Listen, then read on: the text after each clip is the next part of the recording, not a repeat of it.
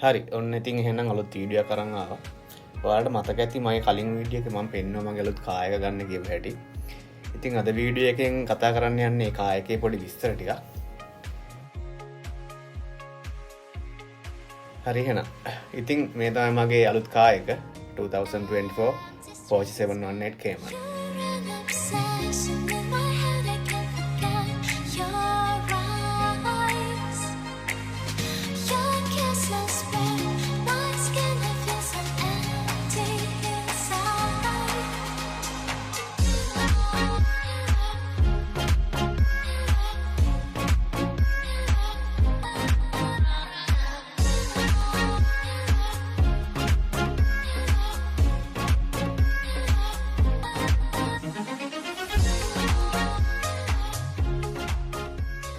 Porsche 718 Cayman කියන්නේ Porsche Sport car lineup එකේ entry model එක කියලා හඳුන්වන්න පුළුවන්. ඉතින් මේ generation එක තමයි 982 කියන generation එක. ඒ කියන්නේ මේක තමයි latest generation එක. මේක introduce කරේ 2016. ඉතින් 2016 ඉඳන් මේ වෙනකම් එන්නේ තාම මේ generation එක තමයි. මේක mid engine sport car එකක්. ඒ කියන්නේ engine එක තියෙන්නේ පිටිපස්සට වෙන්න. අපිට මේක හම්බෙනවා 2 liter flat 4 turbo engine එකක්. ඉතින් ඔයාලා දන්නවා ඇති ෆ්ලැට් එන්ජින් එකක් කියන්නේ සාමාන්‍ය කාර් වල වගේ උඩ පල්ලෙහා කියන්නේ පිස්ටන් උඩ පහළට නෙමෙයි යන්නේ. මේක පිස්ටන් ගමන් කරන්නේ පොළවට සමාන්තරව හරහට. ඔයාලා දන්න Subaru STI වල එන්නේ ෆ්ලැට් එන්ජින් එකක්ම තමයි. මිඩ් එන්ජින් කාර් එකක් කියන්නේ මේ කාර්ස් වල එන්ජින් එක එන්නේ පිටිපස්සේ ඇක්සල් එකත් පැසෙන්ජර් කම්පාර්ට්මන්ට් එකත් අතර ප්‍රදේශයේ. දැන් Porsche 911 කියන්නේ රියර් එන්ජින් කාර් එකක්. ඒ කියන්නේ ඒක එන්ජින් එක තියෙන්නේ රියර් ඇක්සල් එකටත් පිටිපස්සේ.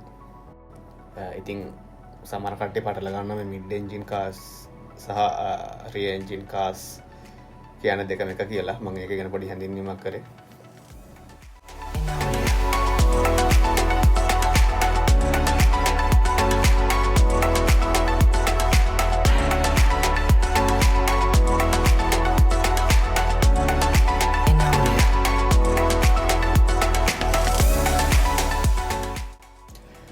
ගොඩක් අය මේ කියන දෙයක් තමයි මේ කාගේ කලයක මාරම ලස්සනයි කියලා. ඇත්තටම ගොඩක් දෙනෙක් මේ කලයක ඇප්‍රීෂিয়েට් කරනවා. මේ කලයකට කියන්නේ ෂාර්ක් බ්ලූ කියලා. ඒක Porsche ලගේ ස්පෙෂල් කලර් එකක්. ඉතින් ඇත්තටම මේක අර හයිලයිට් වෙන ඇත්තටම පාරේ යද්දී. එතනින් එහාට මේක හෙඩ්ලයිට්ස් ගත්තාම අපිට හම්බ වෙනවා PDLS. එහෙම නැත්නම් Porsche Dynamic Light System කියන ඉන්ටෙලිජන්ට් ලයිට් සිස්ටම් එක. ඒක ගොඩක් ඇඩැප්ටිව් ලයිට්ස් වලට සමානයි බට් ඊට වඩා මේක ඇඩ්වාන්ස් සිස්ටම් එකක්.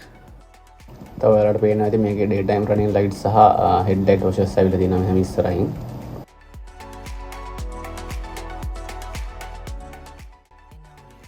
මේක two door coupe design එකක්. ඉතින් body lines එකම ලස්සනට බලා ගන්න පුළුවන් ගොඩක් sleek විදිහට. ඒ වගේම පල්ලෙන් බලා ගන්න පුළුවන් engine එකේ air intake එක. මේක ෆැක්ටරි එකකින් එන්නේ 20 inch alloy wheels. ඒකම Michelin Pilot Sport 4S tires හම්බෙනවා. ඉතින් ඒක ගොඩක් grip එකක් තියෙනවා corners ගද්දී මේක ගොඩක් තේරෙනවා අපිට.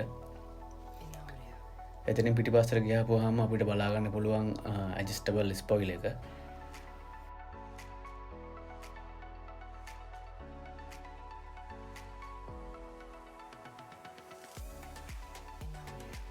පල්ලෙන් අපිට බලා ගන්න පුළුවන් dual exhaust pipes දෙක.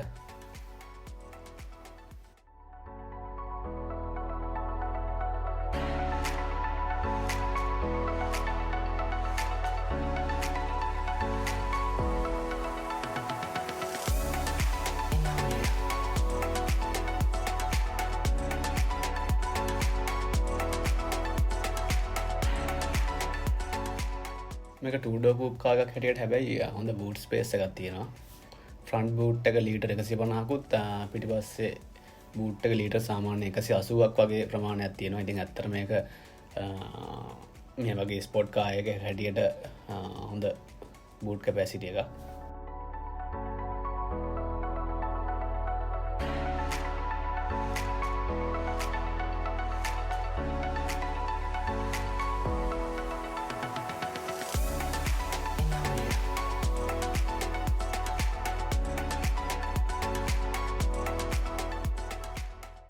මේ විදිහට තමයි ඉතින් ඉන්ටීරියර් එක බලා ගන්න පුළුවන් වෙන්නේ. ඇත්තටම ගොඩක් ස්පෝර්ටි ඉන්ටීරියර් එකක්. ඒ වගේම අපිට මේ ස්ටීරියර් වීල් එකේ ගොඩක් බටන්ස් බලා ගන්න පුළුවන්. මෙතනින් අපිට මෙනු එක ස්ක්‍රෝල් කරන්න පුළුවන්. ඇත්තටම මෙනු එකේ ගොඩක් ඉන්ෆර්මේෂන් තියෙනවා. navigation, oil temperature, coolant temperature, boost pressure, tire pressure monitor, ඒ වගේම G-force එක, lap time එක, ඒ වගේ ගොඩක් දේවල් බලා ගන්න පුළුවන්.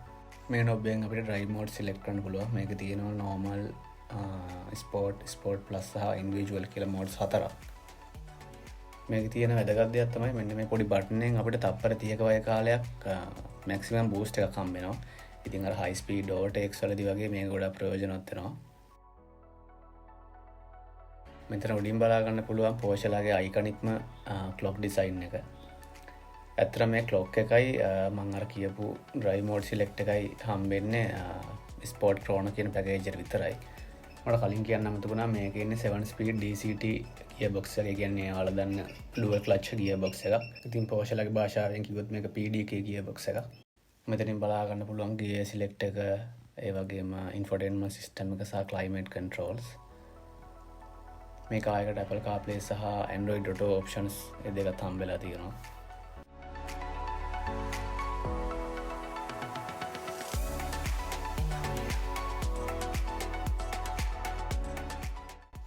මේ විදිහට පහලින් තියෙනවා 16 way fully adjustable seat controls ටික. ඔන්නම තමයි ඉතින් කාර් එකේ විස්තරය. ඇත්තට මම මේ වීඩියෝ එක පොඩ්ඩක් කලින් දාන්න හිටියේ උනාට ඉතින් අඩත් එක පොඩ්ඩක් පරක් වුණා දාන්න.